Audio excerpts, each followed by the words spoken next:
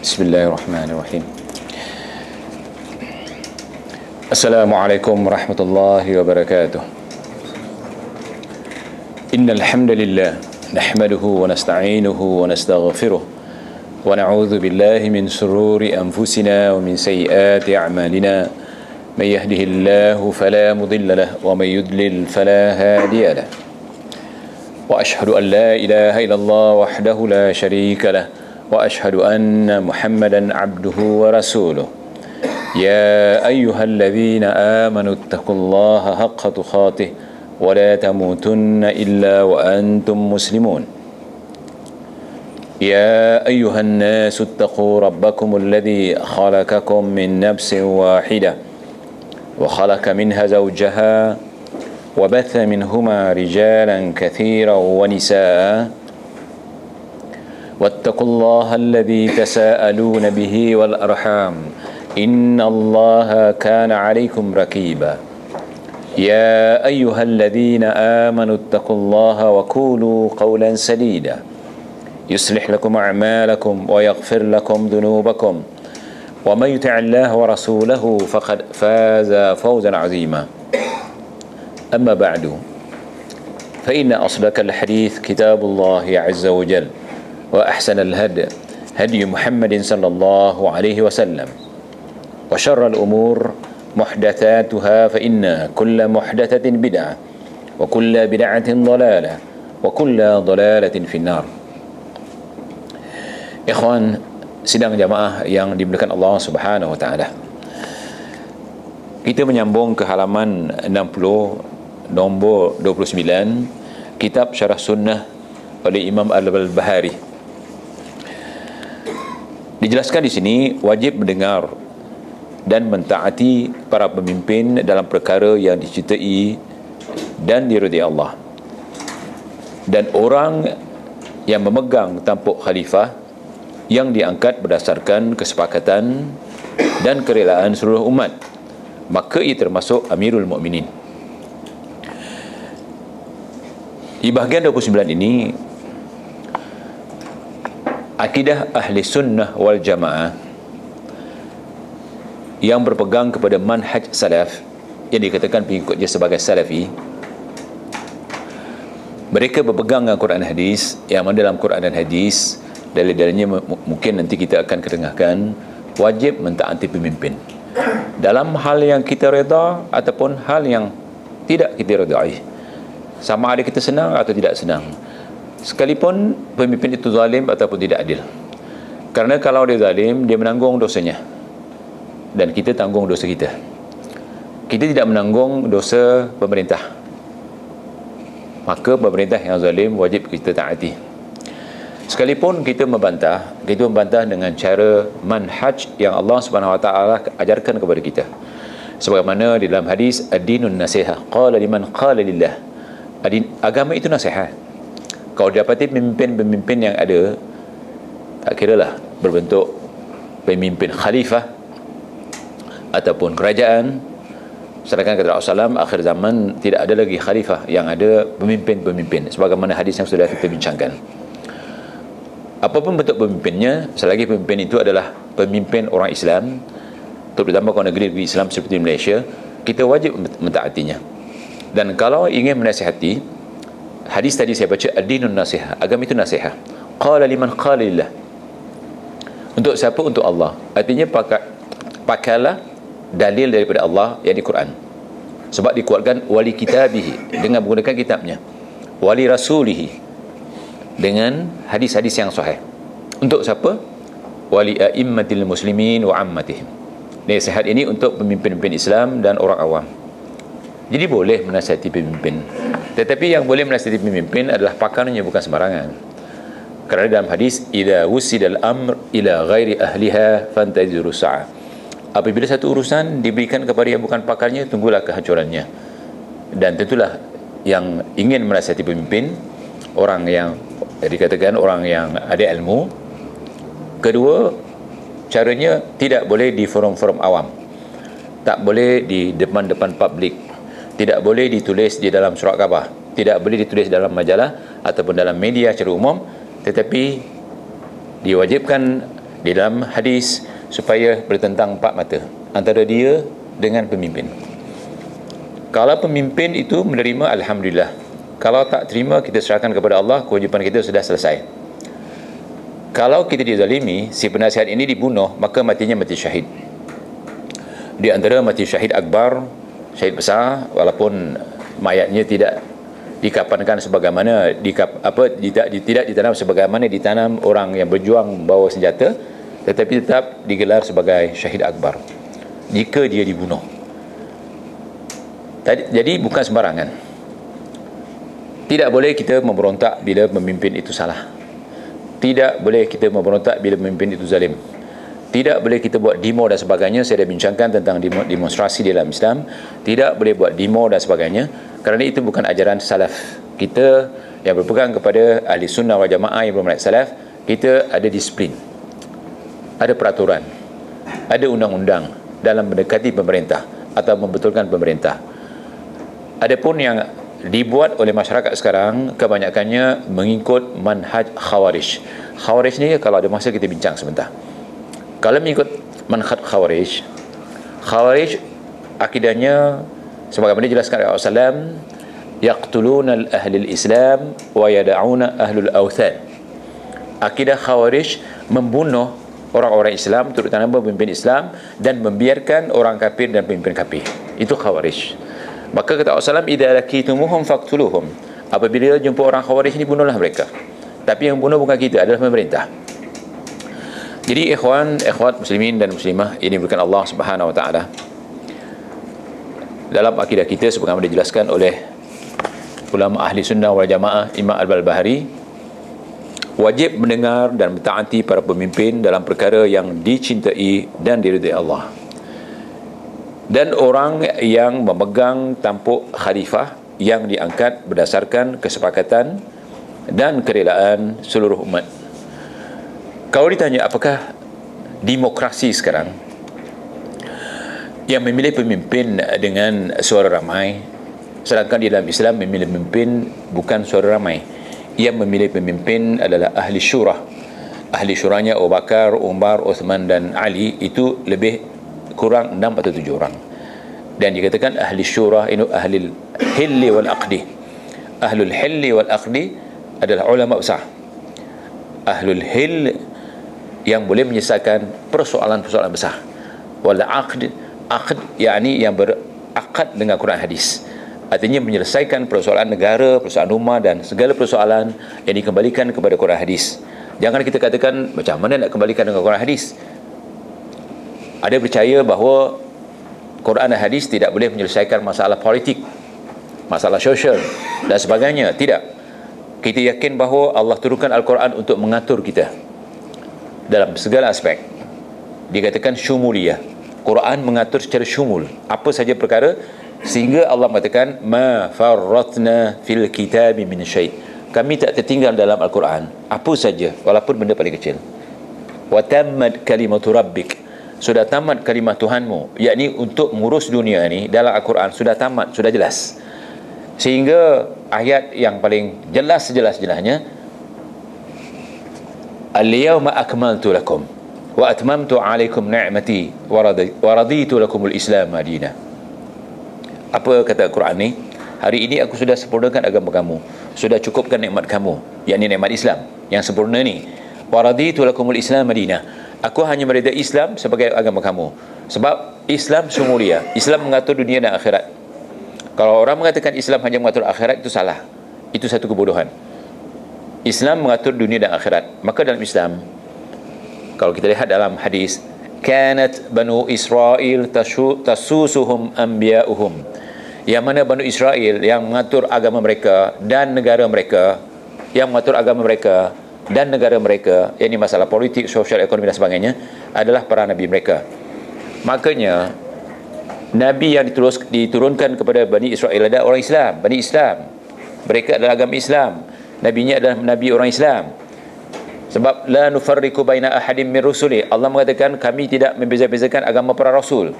Dan agama di sisi Allah, inna dina indallahi al-Islam. Agama di sisi Allah itu Islam. Jadi sepatutnya yang mengatur agama Allah Subhanahu wa taala yang diturunkan kemudian dipraktikal dengan mengatur dunia ni adalah kalau dulu Nabi dan sekarang adalah para ulama. Dan ulama ni, kalau dikatakan apa itu ulama, ulama adalah yang pegang kepada Quran hadis. Ulama yang pegang kepada Quran hadis, kerana ilmu itu ma khala Allah wa khala Rasul. Saya katakan Quran itu sudah sempurna, sudah cukup, di dalamnya semua ada. Bermakna pada Quran hadis tidak ada kekurangan. Jadi ahli syura yang dikatakan ahli syura Rasulullah SAW, ya, adalah para sahabat keseluruhannya. Ahli syura Abu Bakar, Umar, Osman dan Ali lebih kurang 6 atau 7 orang. Dan ahli syura ini yang menentukan siapa pemimpin.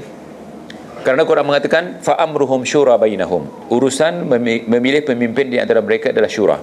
Wasyawirhum fil amri, dan bersyurahlah dalam urusan membentuk pemimpin. Tapi yang ada di negeri kita bukan melalui syura, melalui demokrasi. Apakah demokrasi salah? Saya katakan sampai kiamat demokrasi tidak dihalalkan. Sampai kiamat, hari ini sampai hari kiamat demokrasi tidak halal.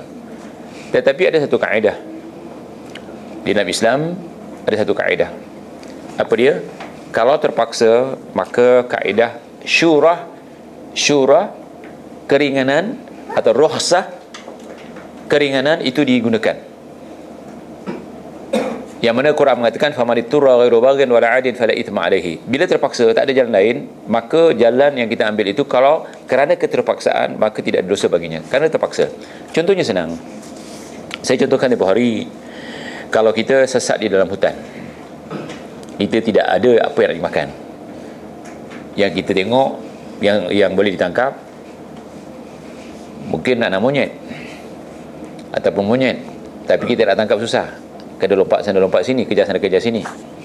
Kedua, mungkin ular atau anak ular atau ular, mungkin membahayakan, kalau dibetuk boleh mati. Yang ketiga, anak babi ataupun babi. Yang mana kita nak makan dulu? Sedangkan paling dahsyat babi kan. Kita kena makan babi kerana kita paksa. Dan kita kena ambil akhafu min dararin. Kalau ada bahaya yang besar dan bahaya yang kecil, bahaya yang kecil kena ambil. Di negeri kita, kerana sistemnya demokrasi, saya dah tulis tentang demokrasi, boleh dipahami apa itu demokrasi. Siapa yang belum ada boleh dapatkan daripada saudara Salman, demokrasi. Kalau dah terpaksa kita menggunakan demokrasi, maka keterpaksaan itu dikatakan rukhsah, keringanan. Tapi kita tetap tidak menghalalkannya. Kerana kalau di negeri kita, kalau kita tak gunakan di sistem demokrasi ini, sedangkan dia menjadi satu sistem yang wajib di negeri kita, kalau kita tidak mengundi, demokrasi memilih pemimpin cara mengundi. Kalau tak mengundi, kalau negara ini diambil oleh orang kafir, bahayanya lebih besar. Jadi untuk meringankan bahaya lebih besar, ambil yang lebih kecil, maka kita wajib mengundi. Mengundi kerana untuk menyelamatkan negeri kita supaya jangan diambil oleh orang kafir. Memberi negara ini kepada orang kafir hukumnya haram sampai yaumul qiyamah, dan kita akan dipersoalkan oleh Allah SWT. Sehingga dalam buku Iqna' yang ditulis oleh Imam Fiqh, kalau ikut undang-undang, tanah negeri Islam ini tidak boleh dijual dengan orang kafir. Subhanallah. Tanah orang Islam ini tidak boleh dijual kepada orang kafir. Tetapi oleh kerana negeri kita sistem British sudah mendahului sistem Islam, maka tanah ini boleh dijual kepada orang kafir. Kalau ikutkan tak boleh. Hantar ada tanah tidak boleh dijual kepada orang kafir. Begitu juga Imam Ahmad mengatakan kalau hantar buat rumah 2 tingkat, orang kafir tak boleh melebihi 3 tingkat. Subhanallah. Kenapa? Dari Imam Ahmad, al-Islamu ya'lu wa la yu'la alaihi. Islam itu tinggi, tidak boleh ada yang lebih tinggi. Bermakna umat Islam kedudukannya lebih tinggi daripada orang kafir. Makanya kalau negeri ini, kalau kita tidak mengundi, diambil oleh orang kafir, subhanallah, besok di akhirat kita semua dipertanggungjawabkan oleh Allah Subhanahu Wa Taala. Jadi wajib kita ada pemimpin, dan wajib ada pemimpin, dan pemimpin itu pemimpin Islam. Pemimpin Islam tidak kira sama dia zalim atau tidak zalim. Yang mana kita sudah bincangkan di kuliah yang lalu, pemimpin orang Islam walaupun dia zalim wajib ditaati. Dan wajibnya kita ada pemimpin. Cuba lihat nombor 30. Seseorang tidak boleh bermalam sementara ia tidak berasa memiliki imam. baik seorang imam yang adil ataupun yang zalim. Mereka tempoh hari dengan pertubuhan bersih, mereka adakan demo. Pertubuhan bersih ini yang diketuai oleh Amiga. Mereka mengatakan kerajaan tidak adil, maka kita buat demo, minta supaya berlaku adil. Kalau nak cerita siapa Amiga kemudian, tapi kita katakan bahawa penjelasan Imam Al-Bahari, seseorang tidak boleh bermalam, artinya tidak beriman walau satu malam sementara ia tidak punya pemimpin. Kalau kita lihat bahasa Arabnya, boleh kita terjemahkan maksudnya, seseorang tidak beriman walaupun tidur satu malam sementara ia tidak memiliki imam, pemimpin. Imam di sini pemimpin, baik imam yang adil ataupun imam yang zalim. Sama ada imam yang adil ataupun imam yang zalim. Dalam sejarah ada tercatat pemimpin orang Islam ada yang zalim. Seawal zaman sahabat sudah ada pemimpin yang zalim. Siapa dia pemimpin yang zalim? Hajjaj Al-Thaqafi. Pernah dengar cerita Hajjaj Al-Thaqafi? Secara ringkas saya katakan, Hajjaj ini bila dilantik sebagai pemimpin, dia amat zalim. Sahabat dibunuh. Pemimpin sekarang, pemimpin kita ada membunuh orang. Ada mengatakan Najib terlibat dalam pembunuhan Tontoya namanya ya. Kita tak dapat buktikan dan pengadilan mengatakan dia tak terlibat. Tapi Hajjaj benar-benar terlibat dalam membunuh sahabat. Dan sembahyang subuh 4 rakaat. Kenapa sembahyang subuh 4 rakaat? Kerana dia sembahyang dalam keadaan mabuk, bermakna dia kaki minum. Bila sembahyang perkaat di belakangnya Ibnu Umar, Ibnu Mas'ud dan Ibnu Abbas, kibarus sahabah, ulama'us sahabah. Tetapi bila ditanyakan kepada Ibnu Abbas, tentang khalifah, yang dikatakan Hajjaj Al-Thaqafi, datang orang jauh menemui Ibnu Abbas, diminta supaya khalifah ini dijatuhkan kerana kezalimannya. Apa kata Ibn Abbas? Kamu jangan letak hati syaitan di dalam dada kami. Artinya, yang ingin menjatuhkan pemerintah itu syaitan, yang punya hati syaitan, maka ditaati. Begitu juga dalam pemerintahan Al-Walid bin Abdullah bin Abdul Malik, yang mana pemerintahan itu dalam zaman tabi'in. Apabila dibesarkan masjid Rasulullah SAW, dimasukkan kuburnya Rasulullah SAW dalam masjid. Dan begitu juga kerjanya ada yang membunuh. Yang dibunuh adalah golongan ulama yang dibunuh oleh Al-Walid. Begitu juga dia pernah sembahyang 4 rakaat. Bila ditanya oleh orang di belakang, apakah sembahyang ni mau ditambah? Seolah-olah itu jawapannya. Kalau kita tengok dan baca sejarah, dia mati dalam keadaan fasik. Tetapi tak ada seorang pun yang dikatakan tabi'in ingin menjatuhkan Al-Walid. Begitu juga dalam pemerintahan Imam Ahmad. Setelah Imam Ahmad ditangkap, Imam Ahmad diwajibkan oleh pemerintah untuk memberi fatwa bahawa Quran itu makhluk. Pada masa itu ratusan sahabat dibunuh, bukan puluhan, ratusan sahabat dibunuh oleh pemerintah, oleh khalifah, kerana khalifah terperdaya dengan akidah, dia katakan akidah Jahamiyah dan Mu'tazilah. Maka pada masa itu Imam Ahmad setelah ditangkap, dipenjarakan, diseksa. Ini anda sudah ceritakan 2-3 kali. Al-Muzanni menceritakan penjara dikelilingi oleh ribuan umat kerana mereka ingin dari Imam Ahmad satu fatwa yang akan dijadikan sanad sebagai satu rawi, apakah Quran itu kalamullah ataupun Quran itu makhluk. Maka Imam Ahmad tak mengatakan bahawa Quran itu kalamullah. Oleh kerana ribuan orang melilingi penjara pada masa itu, khalifah ketakutan, maka Imam Ahmad dilepaskan. Tetapi bila Imam Ahmad, sebagaimana Muzanni mengatakan, ditanya oleh orang yang diutus untuk menemui Imam Ahmad, ada berita mengatakan bahawa jatuhkan pemerintah kerana perintah zalim. Kata Imam Ahmad, tidak boleh. Imam Ahmad tidak mengizinkan menjatuhkan pemerintah. Kata Imam Ahmad, pemerintah yang zalim lebih baik dari tak punya pemerintah. Dan kalau pemerintah dijatuhkan, apakah pemerintah yang akan datang, ramalan kita lebih baik daripada pemerintah yang ada? Begitu juga dalam zaman Imam Ibn Taymiyah rahimahullah. Ibn Taymiyah mati dalam penjara. Imam Ibn Taymiyah menerima nasib seperti Imam Ahmad. Pemimpin pada masa itu, khalifah pada masa itu, meyakini bahawa Quran itu makhluk. Dia minta Ibn Taymiyah fatwakan bahawa Quran itu makhluk, tapi Ibn Taymiyah mengatakan Quran itu kalamullah. Bila ditangkap, diseksa, dia mati dalam penjara. Dan Ibn Qayyim mengatakan bila Ibn Qayyim menemui Ibn Taymiyah mampu untuk menjatuhkan pemerintah. Kerana Ibn Taymiyah pernah menyelamatkan khalifah negeri Islam yang dikepung oleh musuh. Khalifah pada masa itu ingin menyerahkan kepada musuh, tapi kata Ibn Taymiyah jangan. Maka Ibn Taymiyah menyusun barisan tentera yang begitu besar, diberinya motivasi, maka diserang musuh yang mengepung negeri Islam, berjaya dikalahkan. Tetapi Ibn Taymiyah yang hebat ini, yang pengikut dia begitu ramai, bila ditanya tentang menjatuhkan pemerintah, dia tetap berkata sebagaimana Imam Ahmad, pemimpin yang zalim lebih baik daripada negara tak punya pemimpin. Kerana musuh sudah menunggu di luar. Kalau musuh masuk ke dalam, kita lebih teruk. Ya. Jadi apa dikatakan oleh Imam Al-Barbahari, hujahnya dalam Quran hadis banyak. Kita tidak boleh merasa beriman kalau tidak punya pemimpin. Saya nak tanya sekarang, siapa pemimpin kita? Subhanallah. Jangan jawab, saya tak perlu jawab. Cuma pertanyaan saja. Di dalam negeri Islam, diwajibkan hanya satu pemimpin dan satu hizib.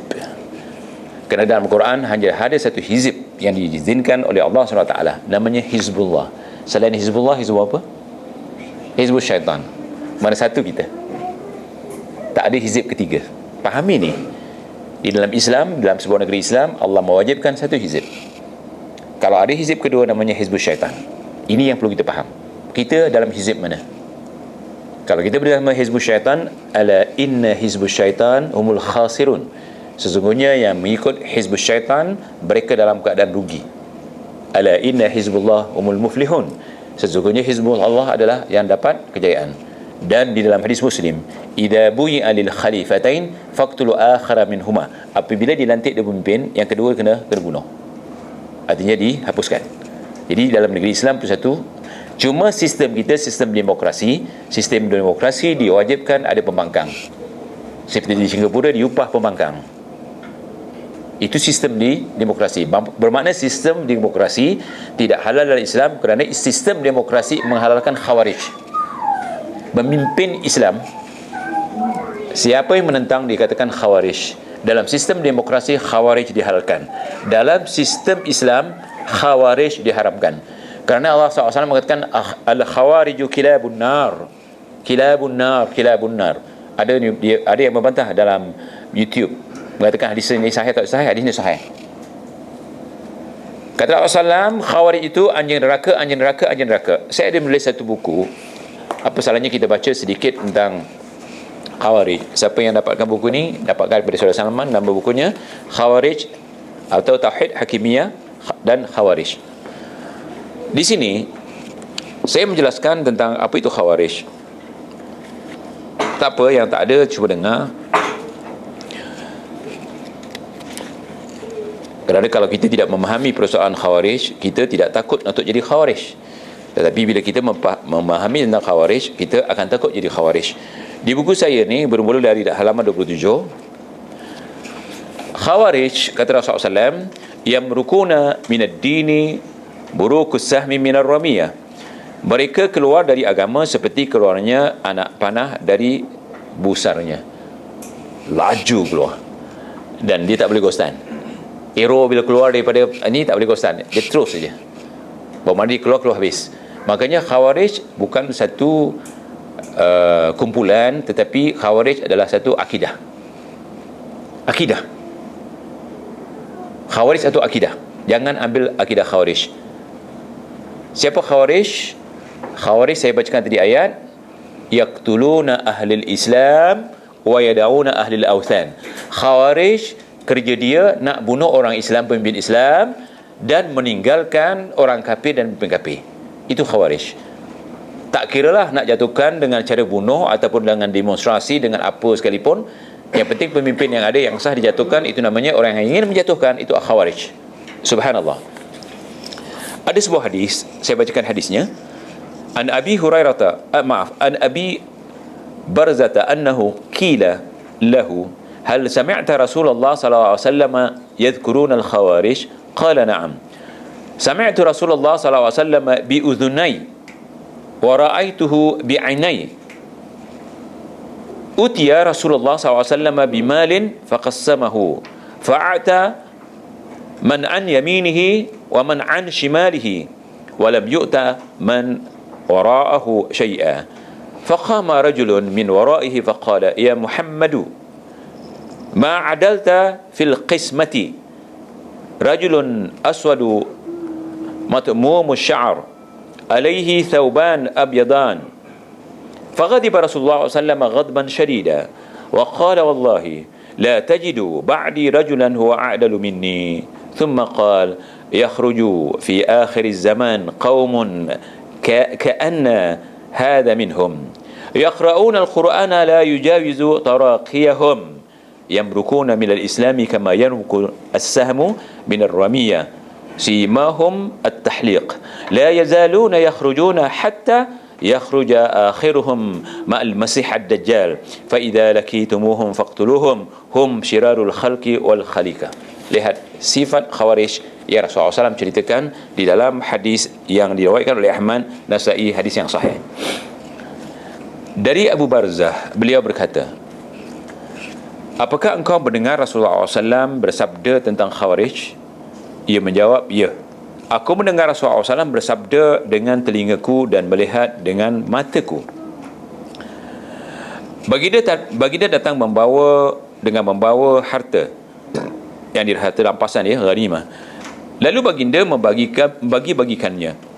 Maka baginda memberi kepada orang-orang yang berada di sebelah kanan dan di sebelah kirinya, dan tidak memberikan kepada orang yang berada di belakang baginda sedikit pun. Berdirilah seorang yang berada di belakang baginda lantas berkata, wahai Muhammad, engkau tidak adil dalam pembagian. Lihat, artinya membantah pemimpin pada masa itu adalah Nabi Muhammad. Dia mengatakan Nabi Muhammad tidak adil. Subhanallah. Nabi Muhammad Sadiqul Masduq, dia seorang Nabi Al-Amin. Subhanallah. Dia katakan Rasulullah SAW ini tidak adil. Artinya pada masa itu pemimpin tak adil katanya. Dia adalah seorang laki-laki yang berkulit hitam dengan rambut yang dicukur gondol dan memakai 2 baju putih. Rasulullah SAW marah dengan kemarahan yang bersangatan. Kemudian bersabda, demi Allah, kamu tidak akan mendapati seorang setelahku yang lebih adil daripadaku. Kemudian baginda bersabda lagi, akan muncul pada akhir zaman suatu kaum seolah-olah ia dari mereka, yakni orang-orang yang dimaksudkan orang-orang yang menentang kepimpinan. Mereka membaca Al-Quran tetapi tidak melebihi tenggorokan. Mereka terlepas dari Islam seperti terlepasnya anak panah dari busarnya. Artinya, yang dikatakan Khawarij ini, dia baca Al-Quran. Di hadis yang lain kita lihat dalam buku ni, dia beribadah kelihatan lebih khusyuk daripada kita. Dia baca Al-Quran lebih merdu daripada kita, tetapi bacaannya, amalannya hanya di sini. Artinya di atas dia bercakap, dalam hatinya tak beriman.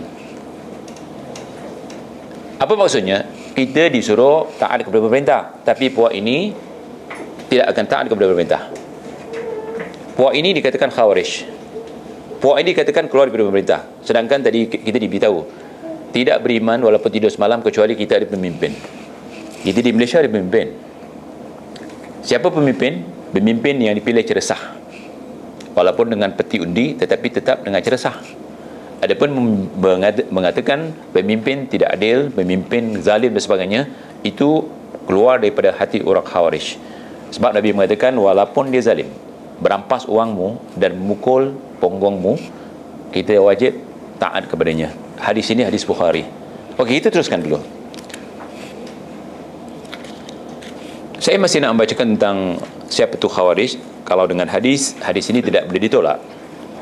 Dalam buku ini halaman 33, kata Rasulullah SAW, yakhruju qaumun min ummati yaqra'una al-Qur'an yahsabuna annahu lahum wa huwa 'alaihim la tujawizu salatihim taraqiyahum yamrukuna min al-Islam kama yamruku as-sahmu min ar-ramiyah simahum at-takhliq la yazaluna yakhrujuna hatta yakhruja akhiruhum ma'al masih ad-dajjal fa idza lakitumuhum faqtuluhum hum syarrul khalqi wal khaliqa. Akan keluar satu kaum, yakni dimaksudkan Khawarij, sebab pensyarah hadis ini mengatakan Khawarij, dari umatku yang membaca Al-Quran. Mereka menyangka bahawasanya diberi pahala untuk mereka, padahal keburukan Allah atas mereka, atas Khawarij tadi. Solat mereka pula tidak melepasi tenggorokan mereka. Artinya solat mereka hanya solat, bukan di sini, tapi solat untuk menunjukkan dia alim, ataupun solat untuk menunjukkan bahawa dia seorang yang Islam. Ciri-ciri mereka, kata Rasulullah SAW, ialah mencukur gondol, botak. Mereka akan sentiasa bermunculan sehingga keluar orang yang terakhir bersama mereka, Al-Masih Ad-Dajjal. Bermakna Khawarij ini akan bermunculan dan terus sampai Dajjal keluar. Malah zaman Khawarij ni, di dalam satu hadis riwayat Muslim, sebagaimana dijelaskan oleh Imam Nawawi, yang mana hadisnya berbunyi, sayakunu fi hadhihi al-ummah dajjaluna kadzabuna yaquluna bima lam tasma' antum wala aba'ukum. Akan lahir di akhir zaman yang dikatakan zaman Dajjal, zaman pembohongan. Bila? Sekarang, sebab akhir zaman. Dan mereka bercakap apa yang tak pernah bapak-bapak kamu dengar. Artinya bapak-bapak kamu ditujukan kepada para sahabat tabi'in dan tabi'in. Mereka akan bercakap tentang Islam ni yang kita tak pernah dengar, tak dalam Quran, tak dalam hadis. Itu dia katakan Khawarij. Sebab pencipta hadis palsu paling ramai adalah Khawarij setelah Syiah. Pencipta hadis palsu di zaman sahabat, di zaman tabi'in dan tabi'in paling besar sekali adalah Khawarij.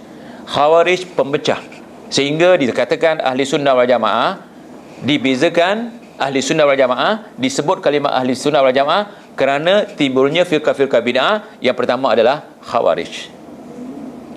Kita boleh baca dalam buku Ibn Taymiyah yang dikatakan ahli sunnah adalah yang bersatu dengan pemimpin, yang dikatakan Khawarij yang berpecah dengan pemimpin. Jadi kita di mana sekarang? Kalau kita bersama pemimpin, di mana kita bersama ahli sunnah wal jamaah? Kerana dalam satu hadis ni sahih, disahihkan oleh Ad-Dalimi, disahihkan juga oleh Syekh kita Al-Albani. Hadisnya bunyi begini: la Islam illa bi jama'ah, wa la jama'ata illa bi imarah, wa la imarata illa bi ta'ah. Tidak boleh mengaku Islam kecuali berjamaah. Tidak ada jamaah kecuali dengan pemimpin. Imarah tu artinya pemimpin. Tidak ada pemimpin kecuali ditaati. Dan Quran mengatakan wa'tasimu bihablillahi jami'a wa la tafarraqu. Berpegang teguhlah dengan tali Allah, jangan berpecah belah. Tali Allah Al-Quran. Yang menentang Al-Quran tu Khawarij. Khawarij baca Al-Quran tapi di sini tidak ada. Makanya Quran ini digunakan oleh mereka modal untuk menjatuhkan pemimpin, sehingga diakui oleh Ali. Apabila Khawarij menemui Ali radhiyallahu anhu, dikatakan kepada Ali, apa hukmul jahiliyah yabghun ya Ali? Ya Ali, apakah engkau mahu hukum jahiliyah? Ali mengatakan, kalimatul haq arada bihal batil. Apabila kaum Khawarij yang ingin menjatuhkan Ali berkata kepada Ali, dia nak jatuhkan Ali dengan apa? Dia mengatakan Ali tak berhukum-hukum Allah. Dia bertanya kepada Ali, ya Ali, apa hukmul jahiliyah yabghun? Ini kalimat Al-Quran. Apa hukmul jahiliyah yabghun? Ini Quran. Dibacakan kepada Ali. Apa kata Ali? Kalimatul haq, yang kau baca itu hak. Wa arada bihal batil. Jadi kendaki oleh Khawarij yang bacakan kepada Ali itu kebatilan. Sebab Khawarij bercakap di sini tidak ada. Kenapa dia nak bunuh Ali? Kenapa dia nak jatuhkan Ali? Dia katakan Ali tidak adil. Ada dua kejadian dia. Satu semasa perang dengan Aisyah radhiyallahu anha, yang mana Aisyah tertawan, dan orang-orang Arab kalau berperang dibawa semua hartanya. Kalau jatuh habislah. Dibawa semua hartanya. Berapa hari dibawa semua hartanya. Kalau jatuh habis. Maka harta yang dirampas tu jadi ghanimah. perempuan-perempuan yang ditangkap itu, yang sudah kalah, dijadikan apa dia? Hamba. Bila Ali dapat menawan Aisyah radhiyallahu anha, maka dilepaskan. Semua dilepaskan. Maka buat Khawarij mengatakan, kenapa tidak ditawan? Kenapa tidak dijadikan ruang rampasan? Maka apa kata Ali? Aisyah itu ibu kita, Ummul Mukminin. Kalau bukan Ummul Mukminin, apakah Ummul Kafirin? Jadi dia tidak boleh jadikan hamba. Sebab bila jadikan hamba, boleh jadikan isteri. Ibu kita tidak boleh jadikan isteri.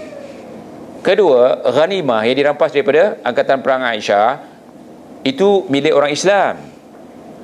Quran mengatakan, wala ta'kulu amwalakum bainakum bil batil. Kamu jangan makan uang di antara kamu dengan batil. Maka Ali lepaskan. Tapi orang Khawarij mengatakan Ali tidak berhukum Allah. Kenapa? Tidak ditawan dan tidak rampas wangnya. Katanya apa dia?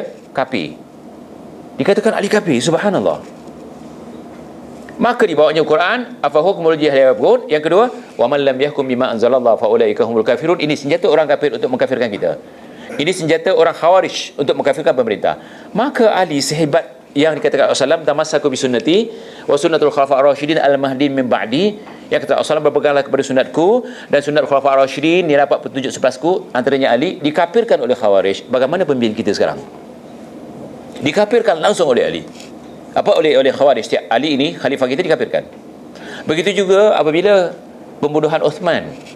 Apabila Uthman dibunuh, Muawiyah itu adalah keluarganya Uthman. Uthman adalah keluarga Muawiyah. Maka Muawiyah bangun, diminta kepada Ali supaya tangkap pembunuh Uthman. Ternyata pembunuh Uthman yang terlibat ratusan, ribuan. Kalau nak ditangkap, jadi perang besar. Maka ahli ijtihad, anda baca, semua ulama hadis mengatakan ahli ijtihad adalah Ali. Begitu juga Muawiyah ahli ijtihad. Muawiyah ahli syurga. Muawiyah meminta Ali apa hukum. Maka timbul Khawarij. Tapi Muawiyah bukan Khawarij. Waalaikumsalam warahmatullahi wabarakatuh. Muawiyah bukan Khawarij, tapi puak Khawarij mengambil kesempatan dengan kejadian ini. Muawiyah tidak menyertai Khawarij, tetapi ada satu puak yang dipimpin oleh Khawarij untuk menentang Ali dengan dua kejadian ini. Ali ahli ijtihad. Kalau ijtihad Ali tidak diperangi, tidak ditangkap kerana boleh menjadi kerosakan lebih besar, dia kena ambil akhaffu min dararain, kena ambil kaedah yang lebih ringan daripada bahaya lebih besar. Maka Ali tidak menangkap. Tapi puak-puak ini tetap mengkafirkan pemimpin. Dan orang-orang Khawarij ini akan muncul, dan pemimpin mereka yang terakhir adalah Dajjal. Hadis ini menjelaskan pemimpin Khawarij yang terakhir adalah Dajjal. Yang bersama Dajjal besok, Dajjal keluar adalah puak-puak Khawarij. Hadis ini adalah hadis yang sahih, yang mana hadis ini diriwayatkan oleh Muslim, nombor hadisnya 1066. Makanya kata Rasulullah, awas ya, sayakunu fi hadhil ummah dajjaluna kadzabuna. Akan lahir di zaman ini, yakni akhir zaman ni, Dajjal yang pembohong. Inilah zaman Dajjal, inilah zaman pembohongan. Siapa dia? Dajjal keluar kebanyakannya daripada puak-puak Khawarij, di antaranya. Okey, kita teruskan sedikit lagi. Begitu juga Rasulullah SAW mengkhabarkan tentang hati mereka dengan sabda baginda, yang mana hadis ini riwayat Ahmad, disahihkan oleh Al-Albani. Yahsinun al-qil wa yasi'una al-fi'l yad'una ila kitabillah wa laysu minhu fi syai'.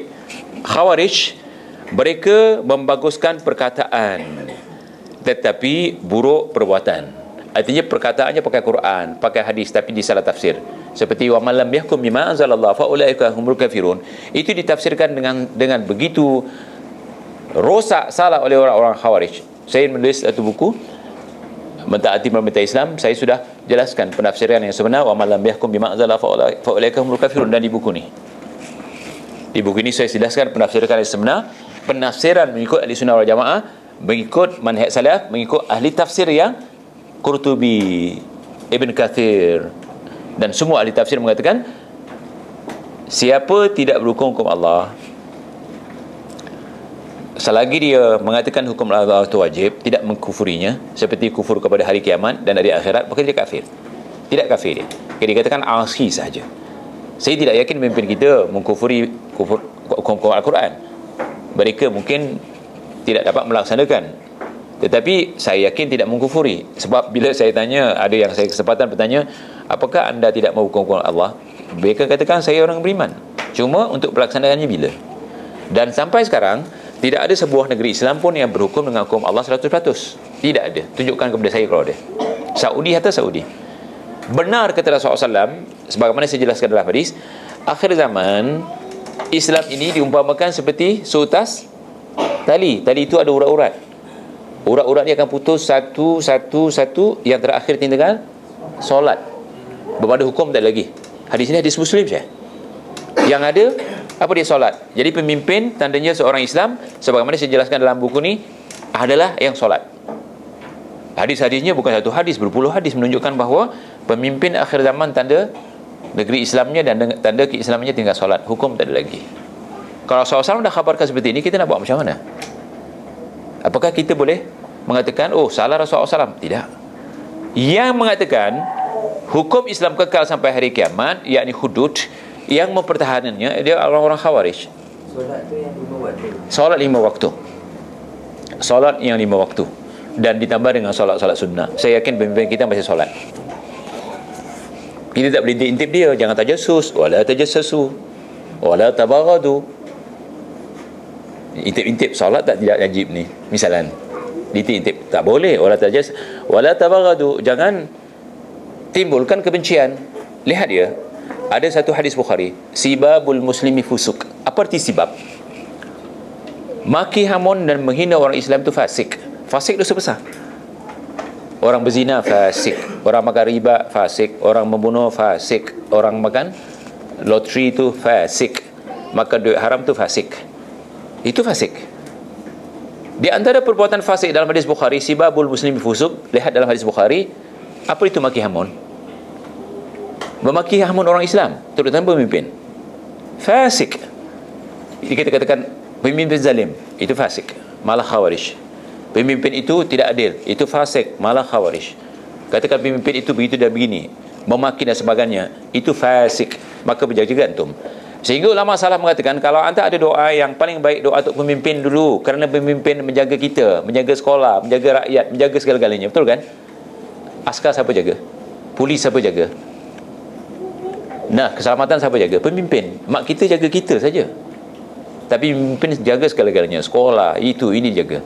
Makanya kata seorang ulama salaf ni, saya ada buku satu, sikap ahli sunnah wal jamaah dalam pemimpin. Ulama salaf sepakat doa yang terbaik untuk pemimpin dulu.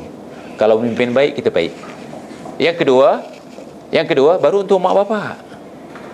Subhanallah. Jadi yang kita bincang dalam buku ni, kebetulan dalam buku ni Syarah Sunnah, yang kita bincang taat kepada pemimpin. Okey, kita teruskan sedikit lagi. Ada mengatakan bahawa negeri ini bukan negeri Islam. Saya 2-3 kali bila orang tengok kat YouTube penjelasan saya ini, mereka mengatakan ustaz tak boleh taat kepada pemimpin Malaysia kerana Malaysia bukan negeri Islam. Ini perkataan orang bodoh, minta maaf saya katakan. Apa tanda-tanda dan ciri-ciri negeri Islam? Walaupun diulang-ulang di YouTube, walaupun diulang-ulang dalam ceramah saya, diulang-ulang ini untuk memberi kepahaman. Kita baca Fatihah satu hari satu malam berapa kali? Berapa kali? Berapa rakaat kita sembahyang? Yang wajib berapa kali? Kita katakanlah janganlah ulang-ulang baca Fatihah. Kenapa? Ulang-ulang pun masih orang berfaham, masih orang buat syirik. Sedangkan ayat Fatihah itu doa dan meminta supaya kita jadi orang tauhid. Tapi banyak orang yang masih syirik kepada Allah Taala walaupun Fatihah sudah diulang-ulang. Makanya bila saya ulang-ulang untuk kebaikan. Apakah Malaysia negeri Islam? Saya yakinnya berpandukan kepada wahan hadis, Malaysia adalah negeri Islam. Siapa mengatakan Malaysia bukan negeri Islam, awas, kata Rasulullah dalam hadis Bukhari, sesiapa mengkafirkan orang yang belum dikafirkan, kekafiran itu akan terpantul kepadanya. Yang ini kita takut. Okey, apa ciri-ciri negeri Islam? Kata Rasulullah, saya baca bahasa Melayunya supaya menyempatkan waktu. Siapa ingin bahasa Arabnya di halaman 65. Halaman 64, negeri Islam. Saya tulis di sini. Saya baca bahasa Melayunya, minta maaf kerana menyebabkan masa.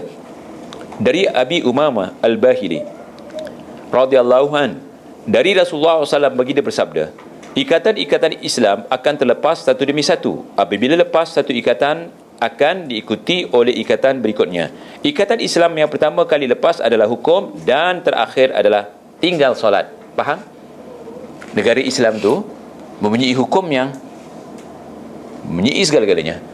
Satu putus, yang tinggal solat, yang lain tak ada lagi. Makanya yang ada hukum hudud dijalankan walaupun tak sepenuhnya Saudi saja. Di negeri mana ada? Berapa ratus negeri Islam kumpul? Berapa persen yang melaksanakan hukum hudud? Saudi pun tidak 100% menjalankan hukum Allah. Quran bertanya, afa hukmul jahiliyah bun, hukum jahiliyah. Afatu minuna bi ba'dul kitab wa takfuruna bi ba'd. Apakah kamu ambil sebahagian hukum daripada kitab dan sebahagian daripada hukum jahiliyah? Lihat. Jadi dari segi hukum kriminal di Saudi kita tak nafikan. Dia ambil daripada Quran hadis, tapi yang lain cuba lihat ekonominya, bukan ekonomi Islam, ekonomi ekonomi riba, kapitalis. Dan kekayaan bukan ada pada siapa, pada keluarga-keluarga raja. Dan kebebasan di situ alhamdulillah untuk beragama bebas hantar. Tapi negeri yang lain mana ada? Yang paling ramai penduduknya mana? Indonesia. Apakah buku hukum Islam? Lagi teruk. Saya bukan menghina. Jadi kalau Nabi dalam hadis Ahmad Ibn Hibban disahihkan oleh Hakim dan disahihkan oleh Albani dalam Targhib wa Tahrib, disahihkan hadis ni, bermakna akhir zaman benar-benar hukum Islam tak ada lagi, hudud tak ada lagi. Kemudian ada mengatakan kita hanya patuh kepada khalifah. Ada mengatakan negeri Islam adalah negeri khalifah. Tak ada khalifah bukan negeri Islam. Tapi kata Rasulullah SAW dalam sebuah hadis, al-khilafatu min ba'di 30 sanah thumma takunu malakan. Di hadis yang lain, al-khilafatu ba'di 30, tidak dikatakan sanah. Kalau 30 ini 30 orang. Thumma takunu malakan. Apa maksudnya? Kekhalifahan selepas meninggalku hanya 30 orang atau hanya 30 tahun. Sesudah itu bertukar menjadi kerajaan. Seperti sekarang kerajaan Malaysia, kerajaan Brunei, kerajaan Indonesia, kerajaan Saudi, kerajaan Mesir. Itu kerajaan-kerajaan khalifah tak ada lagi. Rasulullah SAW mengatakan seperti itu dalam sebuah hadis diriwayatkan oleh Ahmad, dan hadis ini perawinya ramai. Jadi apakah Malaysia wajib berkhalifah? Khalifah tak ada lagi, yang ada pemimpin. Jadi pemimpin kita sekarang adalah yang ada ni. Apakah wajib kita mentaatinya? Dalam apa yang saya katakan tadi, tidak rasa aman seorang tidur satu malam kecuali dia sudah merasa ada pemimpin. Okey. Begitu juga Al-Ismaili, seorang penulis kitab I'tiqad Ahli Sunnah wal Jamaah, beliau berkata, kaum salaf berpendirian bahawa sebuah negara dinamakan negara Islam selagi masih ada laungan azan untuk solat dan didirikan solat dengan terang-terang, serta penduduknya, rakyatnya sentiasa mendirikan solat dengan bebas, aman dan terang-terang. Okey, di Malaysia pemimpin solat kan? Solat terang-terang kan? Tidak ada tempat kecuali situ ada musalla. Tidak ada di dunia, mungkin kecuali di Malaysia, pam kios tu ada solat, ada musalla. Anda pergi Saudi tak ada, anda pergi mana negeri tak ada. Dan mereka banyak sekarang ikut contoh Malaysia. Anda pergi Pakistan, pergi India, pam kios dia tak ada lah. Keseparuh nak buang kecil pun tak ada. Cuba lihat, kita dengan musallanya. Tidak ada shopping center di Malaysia kecuali ada musalla. Airport, cuba lihat, kita tak risau sebab di airport ada musalla. Di mana tak ada musalla? Tengok, setir minyak, di pam kios setir minyak semua ada. Apakah bukan negeri Islam? Sedangkan negeri Islam tandanya kata Rasulullah SAW semua dah tak ada, tinggal solat saja. Bagaimana kalau dikatakan Malaysia negeri Islam? Siapa mengatakan Malaysia bukan negeri Islam, dia masih bodoh lagi. Minta maaf kalau kalimah ini saya gunakan. Lihat. Okey. Dari Isham Al-Muzanni radhiyallahu an rahimahullah, bahwasanya beliau berkata, kana an-nabiyyu idza ba'atha as-sariyata yaqulu idza ra'aytum masjida wa sami'tum munadiya fala taqtulu ahada. Adalah Nabi Muhammad SAW jika mengutus pasukan perang, baginda bersabda, jika kamu melihat masjid sama ada musalla dan sebagainya, mendengar azan, maka janganlah kamu perangi dan janganlah kamu bunuh seorang pun. Kenapa itu negeri Islam? Tidak boleh memerangi negeri Islam. Tidak boleh memerangi negeri Islam. Dari hadis yang sahih ini bermakna negeri Islam tandanya solat, bukan masalah hudud. Tandanya solat, bukan masalah hudud. Akidah dalam hati manusia, anak tak boleh baca akidah anta, betul kan? Anak boleh baca anta punya iman, itu solat. Sebab as-salatu imanuddin, solat. Okey, kita teruskan. Hadis di bawah ini pula adalah sebagai dalil untuk menentukan sebuah negara itu adalah negara Islam, sebagaimana diambil daripada pendapat dalam mazhab Syafi'i. Okey, apa hadisnya? Rasulullah SAW pernah menyerang musuh di waktu fajar apabila hampir terbit siang. Sambil-sambil mendengar suara azan, maka jika mendengar suara azan, baginda tidak menyerangnya. Tetapi jika tidak mendengar suara azan, baginda tidak. Kalau tidak mendengar suara azan, dia orang serang. Kalau ada suara azan, tak serang. Ini tanda negeri Islam apa dia? Solat. Okey, kita teruskan. Imam Nawawi, seorang pembesar mazhab Syafi'i, mensyarahkan, dalam hadis ini terdapat dalil yang menunjukkan bahawa suara azan, kata Imam Nawawi, tanda solat. Suara azan tanda solat, boleh menahan seseorang ataupun serangan kepada para penduduknya. Kerana itu, yakni azan adalah tanda keislaman negeri Islam pada pemerintah mereka.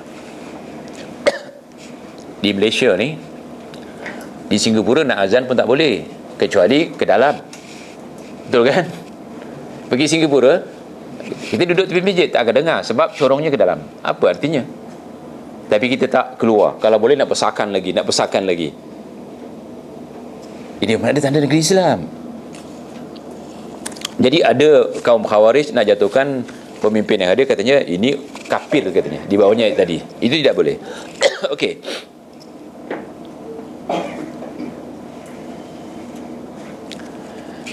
Ini satu peringatan daripada Rasulullah. Qala Rasulullah SAW, sayakunu ba'di umara fata'rifuna wa tankirun, faman ankara faqad bari'a wa man kariha faqad salima, walakin man radiya wa tabi'a. Qalu afala nudabizuhum bisayf, qala la, ma aqamu fikum as-salah. Lihat, telah bersabda Rasulullah SAW, hadis yang saya sebutkan dalam buku ini semua hadis sahih.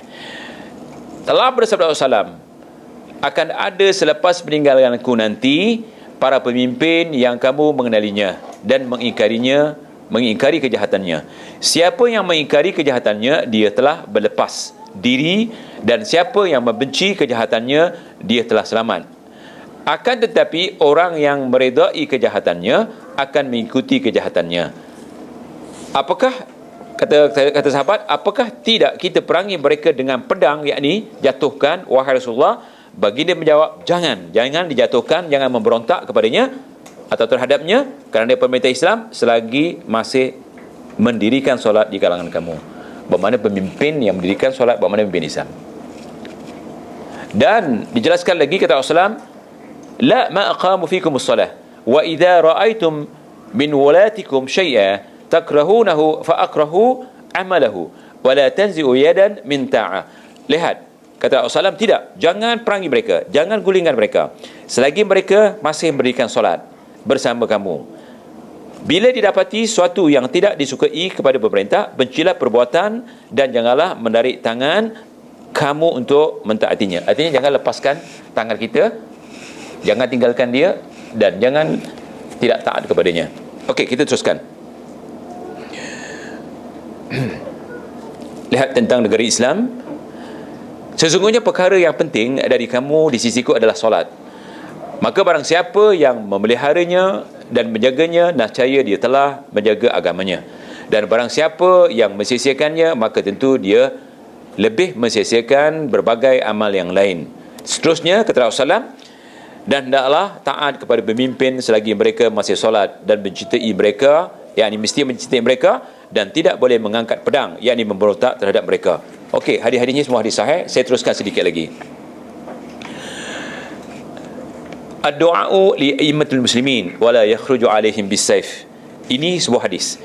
Dan hendaklah mendoakan kebaikan bagi pemimpin kamu, pemimpin Islam, pemimpin muslimin, dan tidak boleh mengangkat pedang memberontak kepada mereka. Jadi subhanallah. Dan Imam Nawawi mengatakan, adapun memberontak dan memerangi penguasa adalah haram berdasarkan kesepakatan kaum muslimin sekalipun berlaku zalim dan fasik. sebagaimana fasiknya Hajjaj Al-Thaqafi, sebagaimana fasiknya Al-Walid, kerana sejarah mengatakan bahawa mereka adalah orang fasik, tetapi para sahabat di belakangnya dan tabi'in di belakangnya tetap taat. Subhanallah. Jadi siapakah kita? Adakah pemimpin kita lebih jahat daripada mereka? Apakah kita lebih baik daripada para sahabat? Begitu juga zaman Imam Ahmad. Apakah kita lebih baik daripada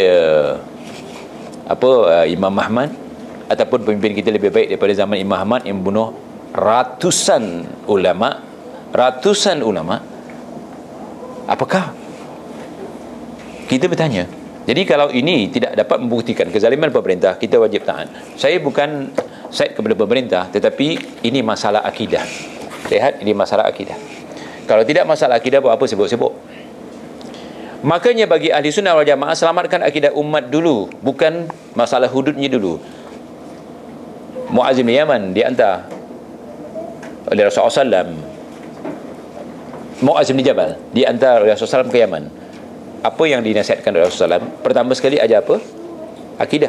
Kemudian baru solat, kemudian baru zakat. Surat-surat Rasulullah SAW mengajak manusia kepada akidah dulu, bukan kepada solat. Dan kalau Islam datang ke Madinah dengan hudud, orang Madinah tak akan masuk Islam. Masalahnya sekarang kita mendahulukan hudud daripada akidah. Kita mengkafirkan seseorang kerana hududnya, sedangkan mengkafirkan seseorang kerana akidahnya. Apa kata Aisyah radhiyallahu anha? Cuba baca dalam asar sahabat. Kata Aisyah, kalau hudud masuk ke Madinah, orang Islam di Madinah tak masuk Islam. Sedangkan semasa Islam masuk ke Madinah, bila arak diharamkan? Arak diharamkan kemudian, sehingga Ali radhiyallahu an, ada yang mengatakan Ali, ada yang mengatakan bukan Ali, dia sembahyang salah baca. Qul ya ayyuhal kafirun la a'budu ma ta'budun. Dia baca qul ya ayyuhal kafirun a'budu ma ta'budun. Ini kafir ni. Katakanlah kepada orang-orang kafir, aku sembah apa yang kamu sembah. Kenapa dia baca seperti itu? Kerana dia mabuk. Jadi imam mabuk je. Mabuk, betul-betul mabuk. Maka turun ayat, wala taqrabus salat wa antum sukara. Jangan kamu dekati solat dalam keadaan kamu mabuk. Artinya anda nak mabuk boleh, lepas solat mabuklah. Tapi sebelum solat jangan mabuk. Ini kan hudud. Sedangkan setelah diharamkan ayat innamal khamru wal maisaru wal ansabu wal azlamu rijsun min amali syaitan, turun ayat itu, maka turun hukum hudud. Siapa minum arak 40 hingga 80 rotan. Siapa minum arak 40 hingga 80 rotan. Bila turun hudud? Bila turun ayat ni baru Madinah 1 bulan bawa apa? Bawa arak. Kerana tong-tong arak ditonggang, tempayan-tempayan arak dipecahkan. Begitu juga hukum-hukum yang lain. Tidak pernah kita lihat sampai ke Madinah hukum hudud dulu. Tak, dibetulkan akidah, buat masjid dan sebagainya. Rasulullah SAW sampai Madinah, apa dibuat dulu? Masjid. Dia tu apa? Orang solat. Yang mencuri pun dilepaskan dulu. Yang berzina pun dilepaskan dulu. Ayat belum turun. Turun ayat baru dilaksanakan. Jadi Rasulullah SAW membentuk iman dulu.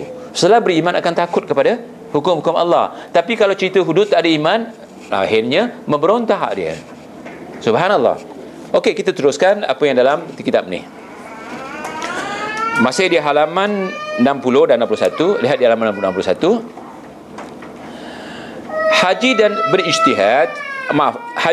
dan berjihad bersama imam harus berlanjut dan boleh solat jamaah di belakang mereka. Dan setelah itu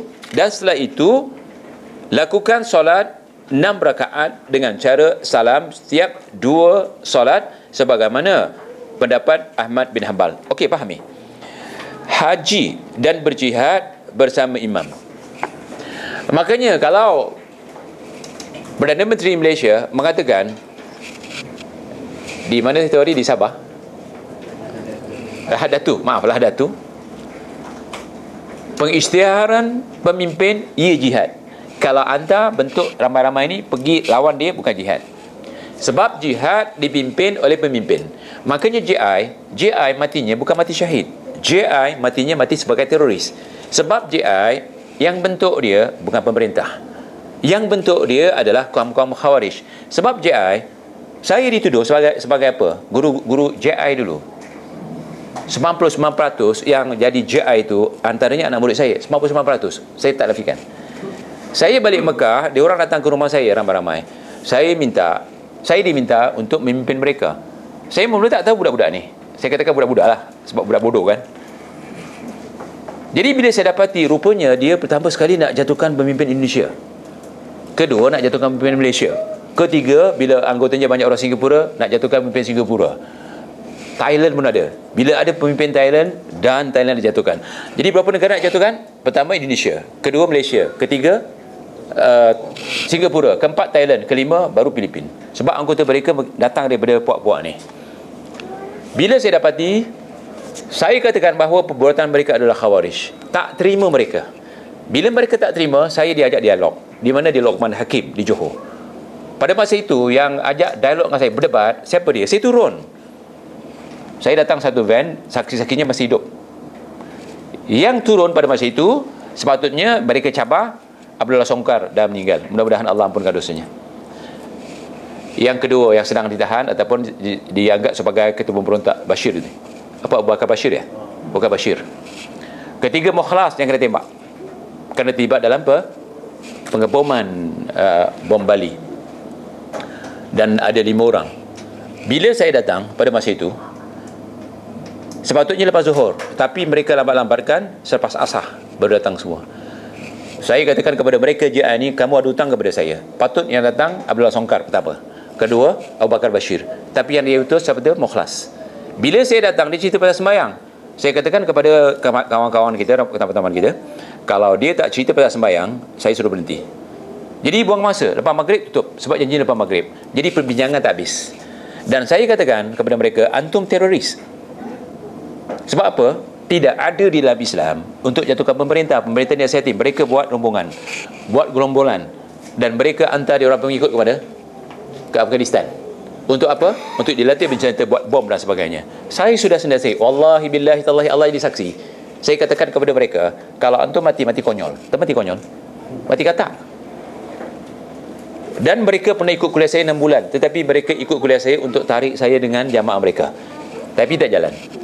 Tapi bila mereka ditangkap, dikatakan saya seorang daripada guru mereka. Memang, tapi saya tidak terima ajaran mereka, sebab ajaran mereka adalah ajaran khawarij. Jadi kalau nak berjihad bersama pemimpin, kalau pemimpin lantik kita untuk berjihad, ya silakan, tapi kena belajar dulu. Jangan tak tahu berjihad, tak tahu gunakan senjata pergi jihad, itu tidak boleh. Jadi kita boleh berjihad dengan pemimpin, sebagaimana dijelaskan. Jadi haji dan berjihad bersama imam. Makanya kalau Malaysia dikatakan negeri Islam, siapa yang menyusun tabung haji? Pemimpin. Malaysia tabung haji. Ada tempat lain tabung haji? Siapa yang mengurus tabung haji? Pemerintah, ataupun di bawah pemerintah. Haji dan berjihad bersama imam, terus berlanjutan, dan boleh solat jamaah di belakang mereka. Tapi tempoh hari ada puak-puak tak boleh sembahyang di belakang UMNO. Betul kan? Betul tak betul? Tak dengar ni. Betul. Sembahyang di belakang UMNO tak sah. Ada, saya tak tahu, saya diberitahu. Saya nak bertanya kepada ikhwan. Katanya sembahyangnya UMNO tak sah. Betul ke? Tak dapat pahala. Tak dapat pahala tak sah. Kita sembahyang untuk dapat apa? Tak dapat pahala tak sah. Kalau boleh nasihatkan pemimpin ni, dalam Tauhid yang ditulis oleh Muhammad Wahab, cerita pasal Bani Israel. Seorang tu kaki ibadah, seorang tu kaki maksiat. Yang kaki ibadah dihukum, engkau ni mesti masuk neraka. Artinya oleh kerana kau maksiat, kau punya ibadah tak sah. Kau kaki maksiat, ibadah kau tak sah. Ikut macam aku. Ditakdirkan Allah matikan dua-dua. Dihidupkan, yang menghukum engkau masuk neraka, dia ke neraka. Yang dihukum, dia masuk syurga. Kenapa yang dihukum mengatakan engkau jangan ambil hak Allah yang menentukan aku masuk syurga, masuk neraka Allah? Bermakna dia mentauhidkan Allah, dia percaya dengan Allah.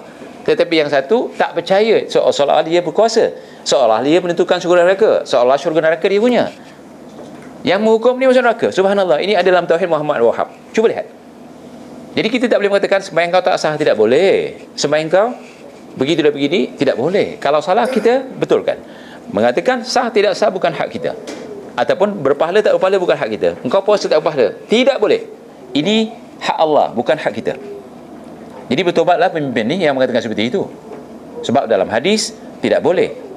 Engkau kalau mengatakan seperti itu, seolah-olah engkau ke Tuhan. Engkau menentukan. Kita tak boleh mengambil sifat Allah Subhanahu Wa Taala sebagai sifat kita. Ini tidak boleh sama sekali, haram hukumnya.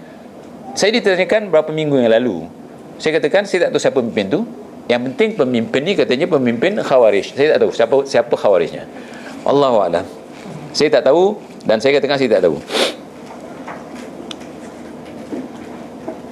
Dan setelah itu dalam buku ini dijelaskan, lakukan solat 6 rakaat dengan cara salam setiap 2 rakaat. 6 rakaat artinya solat-solat antaranya solat qasar. Bila kita musafir, kata Aisyah radhiyallahu anha, orang yang musafir kalau tidak qasar solatnya dia bid'ah. Habis cerita. Yang dikatakan 6 rakaat, Zuhur berapa rakaat? Kalau qasar 2, Asar 2, Isyak 2. Maghrib boleh dikasar? Tak boleh.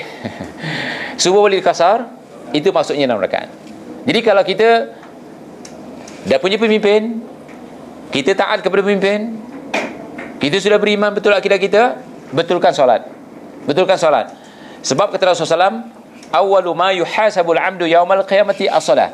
Wa in salahat salaha amaluhu kullu wa in fasadat fasada amaluhu kullu ala wa hiya salah.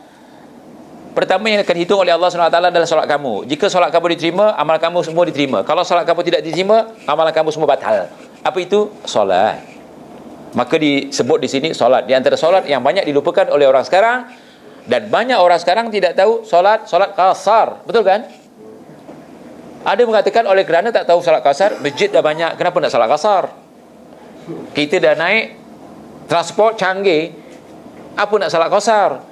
Jangan masukkan, jangan batalkan salat qasar dengan apa yang ada ni, dengan teknologi-teknologi yang canggih. Jangan nak masukkan dengan hadis dengan hadis. Kalau dengan apa yang ada, itu tidak boleh sama sekali. Jadi di antara yang diabaikan oleh manusia sekarang adalah salat qasar sebagaimana disebut di sini. Betul kan? Banyak orang tak mau salat qasar.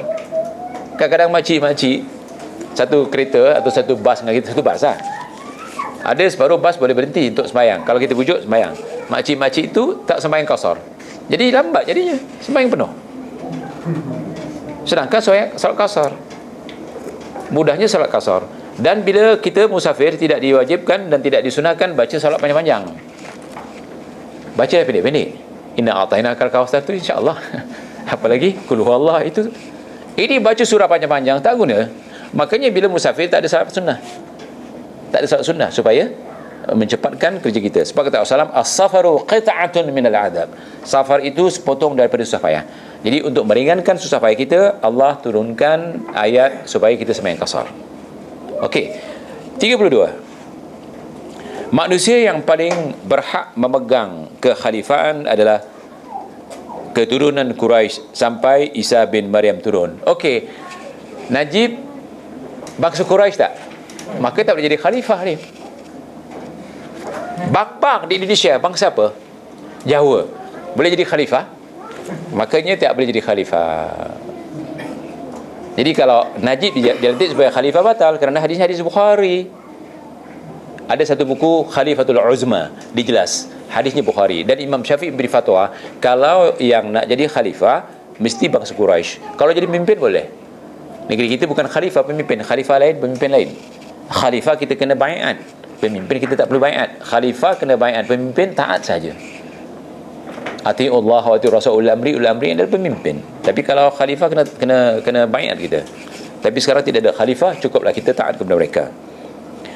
Barang siapa keluar dari imam, yang dari pemimpin yang muslim, yakni yang Islam, maka ia termasuk kelompok Khawarij dan telah mematahkan tongkat kepimpinan kaum muslimin serta menentang athar. Apabila meninggal, maka ia mati dalam keadaan jahiliah. Mati jahiliah ke mana? Ke neraka, Syekh. Syekh yang mulia ini mengatakan, barang siapa keluar daripada imam, yakni pemimpin yang muslim, maka ia termasuk kelompok Khawarij dan telah mematahkan tongkat kepimpinan. Artinya sudah menjatuhkan pemimpin. Yang dipimpin siapa? Kaum muslimin. Serta menentang athar, yang menentang hadis ataupun athar.